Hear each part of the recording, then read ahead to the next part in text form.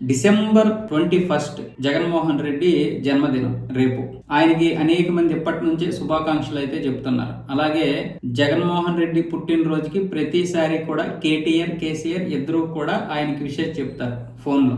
ఈసారి కూడా ఫోన్ లోనే చెప్తారు. కాకపోతే కేటీఆర్ గాని కేసీఆర్ గాని ఎవరో ఒకరు తాడేపల్లి గూడెం వచ్చే అవకాశాలు ఉన్నాయని కొంతమంది చెబుతున్నటువంటి మాట. కానీ అక్కడ వాస్తవం ఏంటంటే ఇక్కడ బీఆర్ఎస్ నుంచి కానీ కేటీఆర్ నుంచి కానీ ఎటువంటి అధికారిక ప్రకటన అయితే రాలేదు వాళ్ళిద్దరు కలవబోతున్నట్లు. సరే, దీని గురించి కలవడానికి చెప్పకపోవచ్చు, కానీ జగన్మోహన్ రెడ్డి తాడేపల్లి ఇంటి ముందు మాత్రం పెద్ద భారీ కటౌట్లు అయితే ఏర్పాటు చేశారు. కేటీఆర్వి జగన్మోహన్ రెడ్డికి పుట్టినరోజు శుభాకాంక్షలు చెబుతున్నట్లుగా బీఆర్ఎస్ నేతలు అయితే పెద్ద కటౌట్లే ఏర్పాటు చేశారు దారి పొడుగున.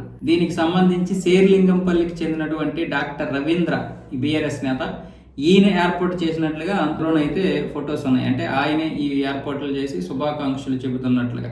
మరి రేపు బహుశా కేటీఆర్ అయితే వచ్చే అవకాశం ఉండదు. కేసీఆర్ ఎలాగో రారు.